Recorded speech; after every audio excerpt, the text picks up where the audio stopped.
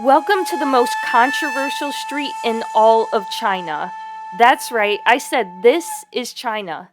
It's a street modeled after Tokyo's famous Kabukicho district with anime and game characters, Japanese road signs, even shops and restaurants selling Japanese food. I came all the way from Japan to see this, and when I got here, I couldn't believe what has happened to this place. I was kind of wondering if this place was still around because of all the controversy. It looks like they've changed the theme quite a bit.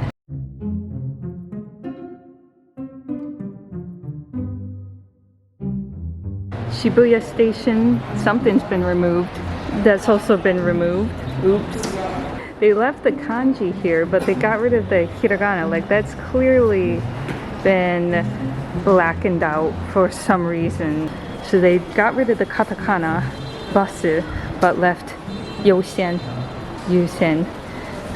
What the heck is this? It's so bizarre. So this is probably the biggest thing that's left over from when it was supposed to be a Japanese themed street, is a taxi, a Tokyo taxi. It's seen better days. What happened to this? It didn't look like this in the pictures in 2020. Somebody messed this car up. It's like it's been sat on. Somebody sat on it and put a hole right in it. Oh my gosh. And perhaps also broke the window. Wow, this car has seen better days. So instead of what it was called before, they've changed the name to Jinsha Wanghongjie. So like influencers, people who are a street for people who are influencers. What the heck is this? So during the pandemic, when Chinese people couldn't easily go abroad for travel without special permission, there was an effort to try to bring other countries into China, and thus we have this place, formerly Ichibangai. Now, instead of Ichibangai, it's Foshan. All right, well, this has turned into a kind of a patriotic piece instead of a Japanese-themed street as it was in 2020. Seeing all of this, I was really confused and not even sure if I was at the right place, so I asked some local people, and they really clarified it. 为什么会这样呢？中国不欢迎日本。哦，是因为这个原因吗？对。我以为是没有版权用这些。中国不欢迎日本，找到是因为这个原因吗？但是我以前在北京的时候有一个类似的一个街道。很像，有很多餐厅，可能是广东人不喜欢吃日本菜，不知道。中国人不喜欢日本。好吧，好。Very awkward conversation, especially as someone who's married to a Japanese man. But I like China and I like Japan. Just the whole situation reminded me of something I've seen in a movie. 唔係問你日本話，亦都唔係問你蒙古話，我問你識唔識廣東話？你識日本話？我最憎日本人。And one other question, if those guys say China doesn't welcome Japan, why did they come here? Why are they hanging out here? Kind of strange. Why did you come here? There's lots of shopping malls. Two guys on the street can't speak for 1.4 billion people, but when this place opened up, a lot of Chinese people, locals, really liked it. 它掺附了有些国外的因素嘛，就有些国外的那种风格在这边，然后我们中国人也可以了解一下国外的那种因素。There's a lot of mutual interest, especially with younger people. Most people studying in language schools in Tokyo are Chinese.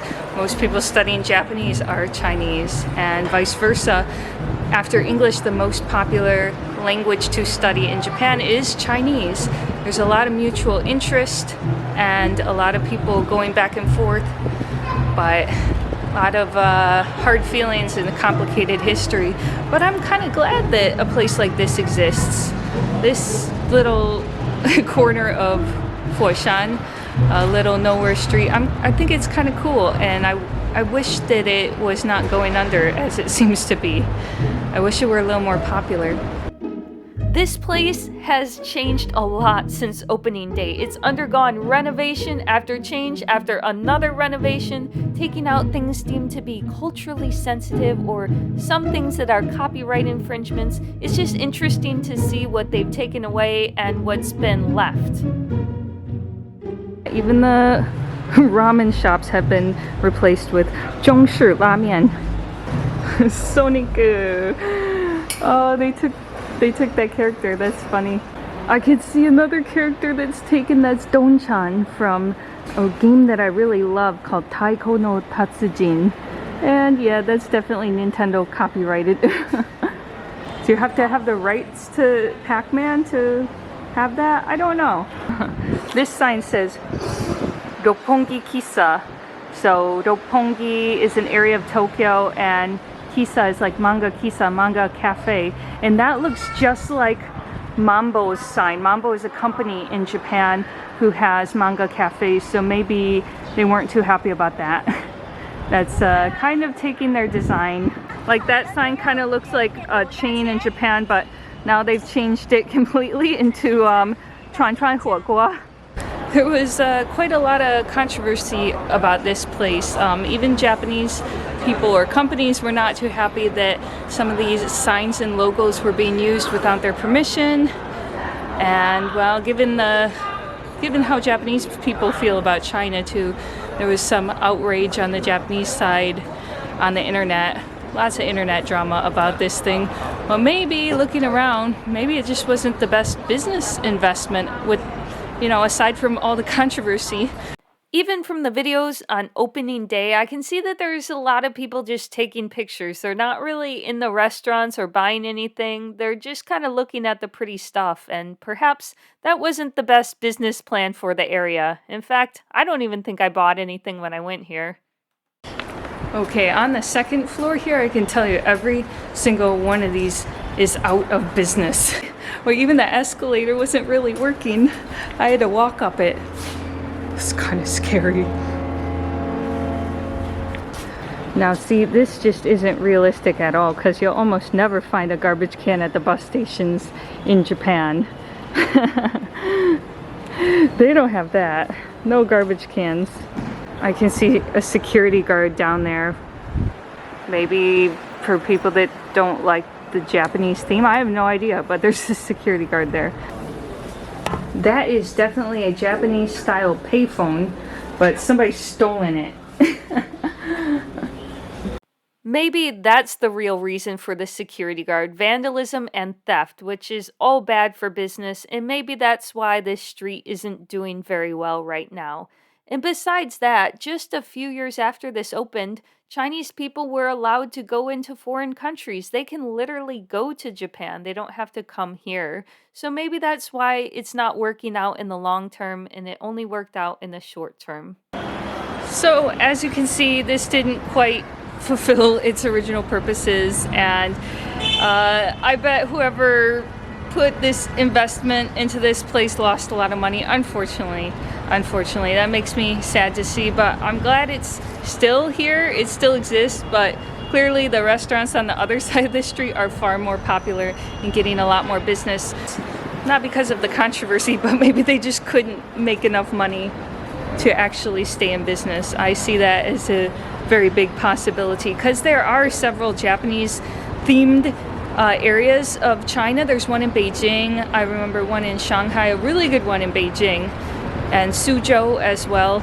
And maybe they're not like this micro and this condensed, but there are areas with Japanese theme, and they're still in business. So maybe it was something about the location, not sure, but kind of sad it didn't work out. I like to see, you know, Chinatown in Japan, Japantown in China. I like to see the collaboration and the sharing of cultures. I think it's really important.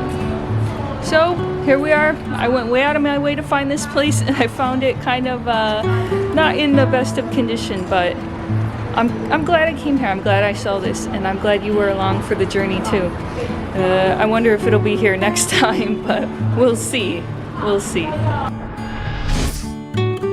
This topic is a little bit dark, but if you like these kind of real, down-to-earth talks, then you'll love this playlist I have of Japan, the dark side, the underworld of Japan. Check that out here. Enjoy more of my videos. Make sure you're subscribed and like this video. It supports the channel and helps me take more adventures, take you on more adventures, most importantly. And if you want to support the channel and get access to bonus footage that doesn't make it onto YouTube, go over to my Patreon and you'll find that there. Anyways, I'll see you in the next video. Thanks for watching to the very end. Bye-bye.